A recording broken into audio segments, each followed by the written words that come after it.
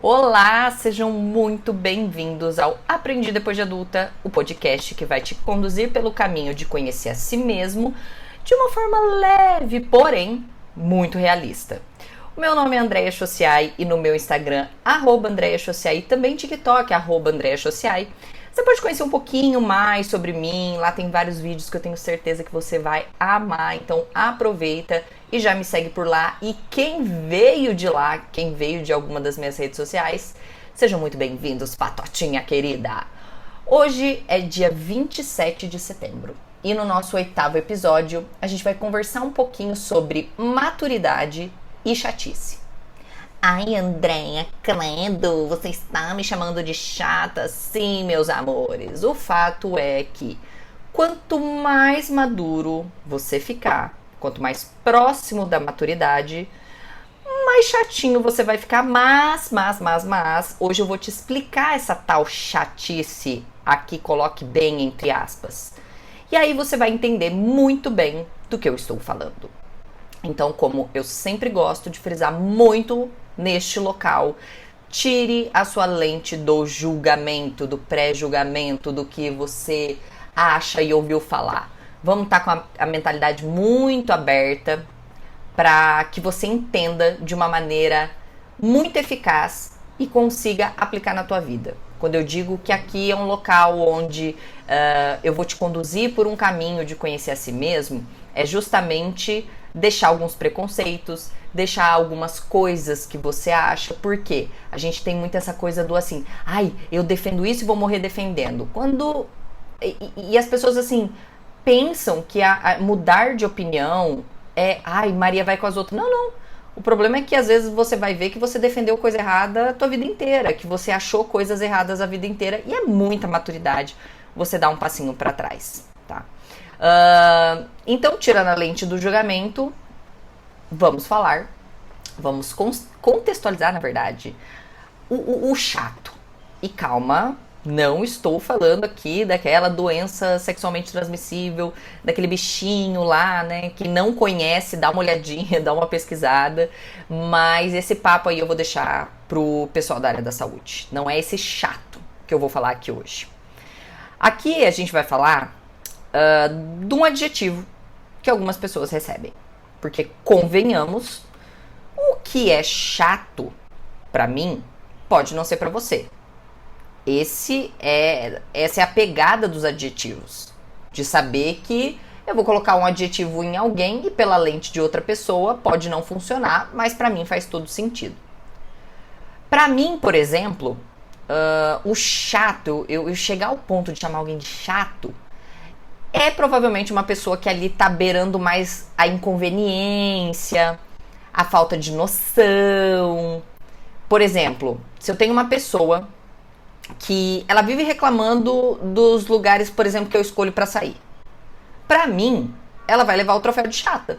Mas pra você, pode ser que não. Por exemplo, o cara que eu mal conheço e que fala encostando em mim. Ou que não para de falar sobre ele, dos seus feitos, sem dar o mínimo espaço para ninguém falar. Na concepção Andréia, vai conquistar a vaga de chato. Com certeza. Além de mala sem rodinha, enfim, outros adjetivos aí.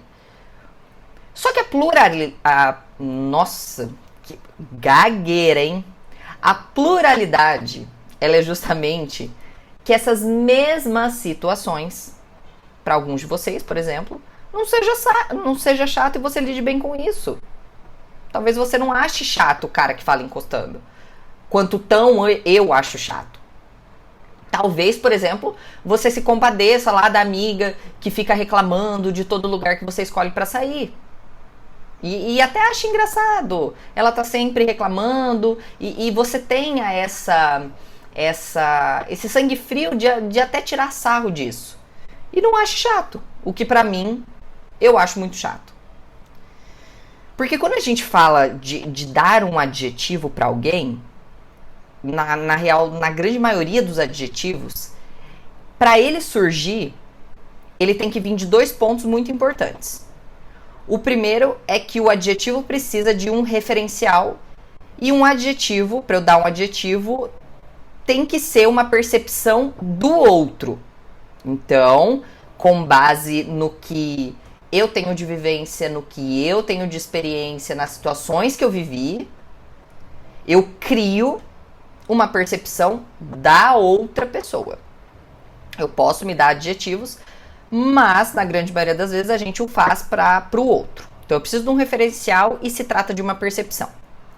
Vamos entender muito bem aqui quando eu digo referencial.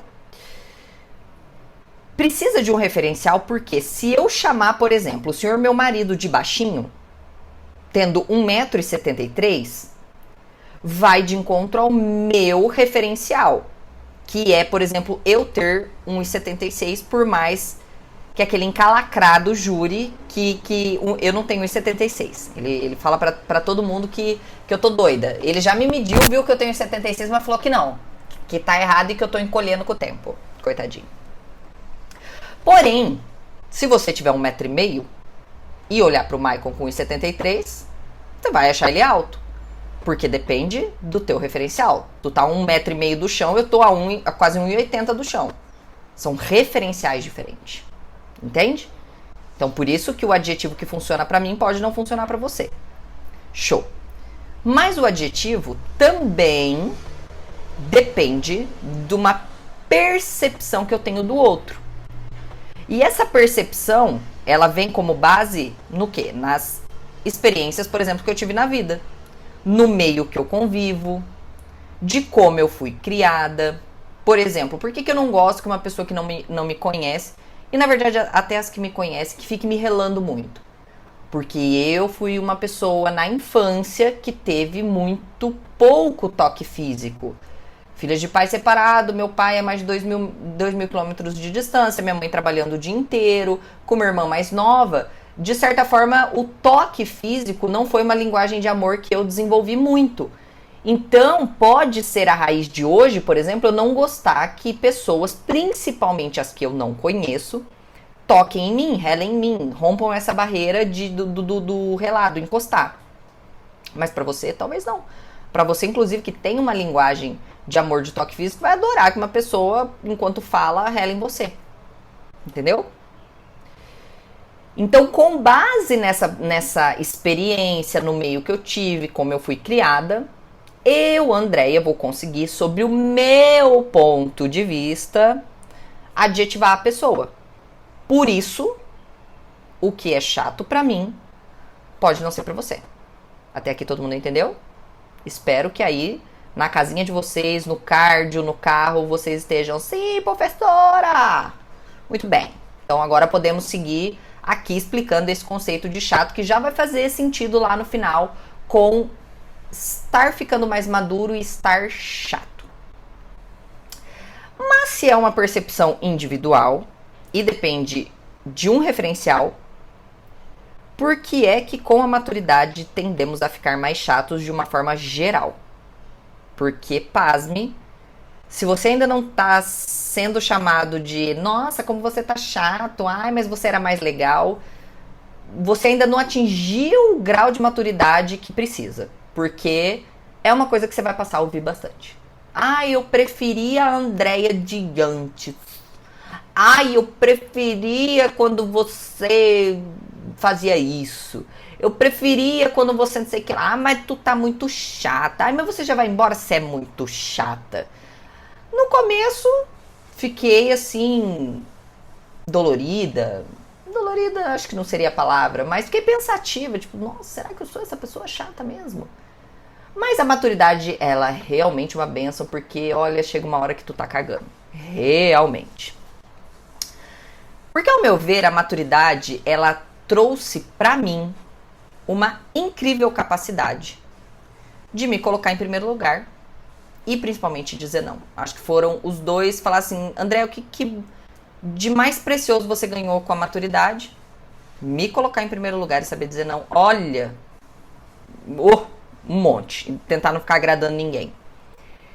Então, basicamente, as decisões que eu tomo hoje giram mais em torno do que vai me agradar, do que me faz bem, do que agradar a opinião alheia. Diferente de lá do nosso episódio, acho que o 5, que eu falo da autoestima de centavos, onde eu passei uma adolescência e juventude tentando agradar todo mundo, ficando em lugares que eu já não queria estar, dizendo sim quando eu queria dizer não, mantendo pessoas na minha vida que eu já não queria mais manter, porque eu queria agradar, eu queria fazer parte, eu queria ter um grupo, queria ter uma tribo. Minha baixa autoestima na época me colocou nessas situações que com a maturidade eu fui deixando de lado. Porque o que acontece quando eu vou deixando a opinião alheia de lado? Para vocês entenderem aqui do que eu tô falando. Porque quando eu vou deixando a opinião dos outros de lado, e aliado a isso, eu aprendo a dizer não, então me coloco em primeiro lugar, começo a cagar pra opinião alheia, só começa a levar em consideração. E aqui eu preciso fazer um parênteses muito grande, porque pode soar pra alguém do tipo assim: André, então eu tenho que cagar pra opinião de todo mundo? Você caga pra opinião de todo mundo? Não, obviamente que não. Mas hoje a Andréia leva em consideração a opinião de quem importa.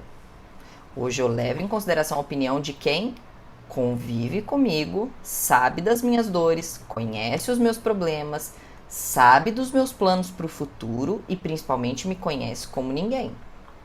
Então, uma coisa é, por exemplo, a opinião da minha irmã, que viveu ela tem 35, viveu 35 anos comigo, só comigo morando eu e ela foram 10 anos juntas, me ama incrivelmente, incondicionalmente. Então, obviamente, se essa pessoa vir dar uma opinião na minha vida, ela será ouvida e será relevante. Uma coisa é a opinião do senhor meu marido, que diariamente convive comigo, sabe de todos os meus planos para o futuro, conhece a minha realidade e o que eu faço no dia a dia e emite uma opinião. Consegue entender a diferença? Então, quando a gente fala assim, você aprende a cagar pra opinião alheia, é alheia mesmo. É alheia no sentido de uma colega de trabalho que minimamente te conhece e vem dar opinião onde não foi solicitado. É amigo seu que tá distante e reaparece pra falar uma merda. É isso que eu estou falando sobre se colocar em primeiro lugar, com base nas suas decisões, e cagar pra opinião alheia, tá? Então, tem as pessoas, sim, que precisam ser levadas em consideração.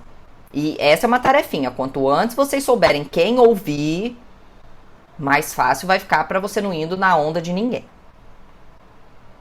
E aí, então, vou retomando a nossa linha de raciocínio.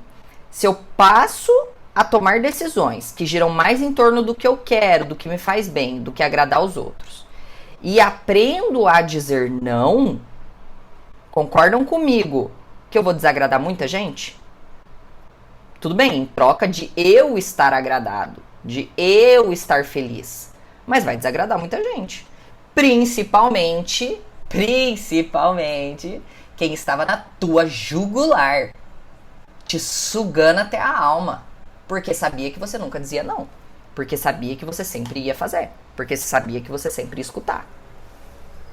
Minha filha, dessas pessoas aí, elas vão mesmo te chamar de chato e desagradá-las. Porque isso vai, gente, na contramão do que a gente basicamente faz a vida inteira. Que começa lá na adolescência. Quando tudo que você passa a fazer eu preciso pertencer ao grupo, eu tenho que estar numa tribo. Nosso episódio... Agora não sei, um episódio pra trás eu falei disso. A adolescência inteira buscando fazer parte. E vai se perdendo de você, quem que você é, quem que você gosta. Porque nesse processo de querer agradar muita gente, você vai se desagradando pra cacete. Faz o que não queria, permanece onde já queria ir embora, fica do lado de gente idiota, vai dizendo um monte de sim e um monte de não pra você mesmo. O que na real, se a gente for pensar bem, gente, não funciona bosta nenhuma. Porque se você reparar bem, se fizer um retrospecto, quantas foram as vezes que você tentou agradar e ainda assim foi chamado de chato? E ainda desagradou pessoas? Quais foram as cacetadas de vezes que você disse sim, que você ficou no lugar e ainda assim reclamaram de outra coisa? Isso vivia acontecendo de mim. Perdão, acontecendo comigo. Eu sempre fui uma pessoa inimiga do começo. Não é nem que eu seja inimiga do fim, eu sou inimiga do começo. Gente, eu amo minha cama, eu amo meu descanso, sabe? Eu gosto da minha casa, eu transformei minha casa num refúgio. Então, assim, obviamente eu sou inimiga do começo, não sou inimiga do fim. Porém, muitas vezes eu fui. Fui pra não ser chamada de chata. Fui por consideração. E todas as vezes que eu falava que ia embora, a chata, velha, preferia quando eu tava bebendo mais. Isso aí. Então, assim, mesmo fazendo, não me eximia de ser chamado, por exemplo, de velha, de chata. Porque essa visão de ser chato ou não depende muito mais da emoção e percepção do outro e não do que você realmente faz. Porque tem gente que faz nem por maldade. Tipo, você tá num lugar, você tá se divertindo e aí dá a sua hora. E meu amor, quando dá minha hora, dá a minha hora. Eu não quero mais ficar, começa a me dar sono, eu começo a ficar mal-humorada.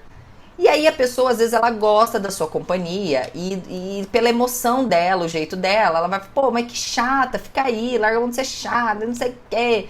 E você vai acabar desagradando uma pessoa que, na verdade, não tava fazendo nem pro seu mal.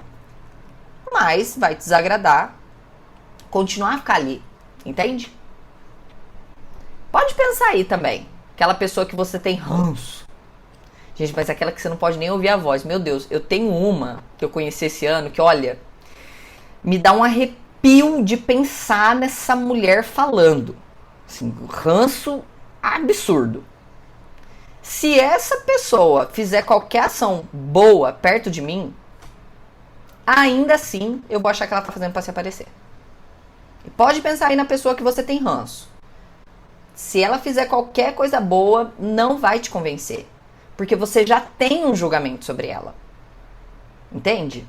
Então não adianta bancar a Madre Teresa que tu vai ficar com o pé atrás. Vai pôr a barba de molho. Então sim, com a maturidade, obviamente, aprendendo a dizer não, aprendendo a se colocar em primeiro lugar, você vai se desagradar. Ou você vai desagradar, não se desagradar. Você vai se agradar pra caceta.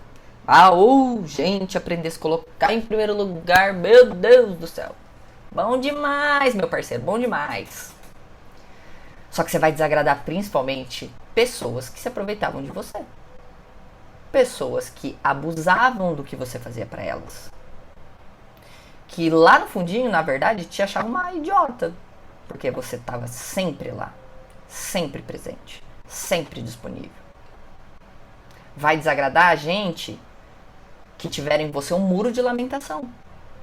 Muro de lamentação. Qualquer problema, qualquer BO, dá-lhe a pessoa falando e reclamando e isso e aquilo. E aí na hora do bem bom, o que ela fazia? Chamava outra pessoa para sair. Mas tu era o muro. O muro da lamentação. Vai desagradar a pessoa que drenava todos os seus recursos e nunca estava satisfeita. E aqui não estou falando só de dinheiro. Recurso mental, recurso de tempo. Pelo simples fato de que agora você está escolhendo você. Pelo fato de dizer, não quero, não posso, não estou afim, não consigo.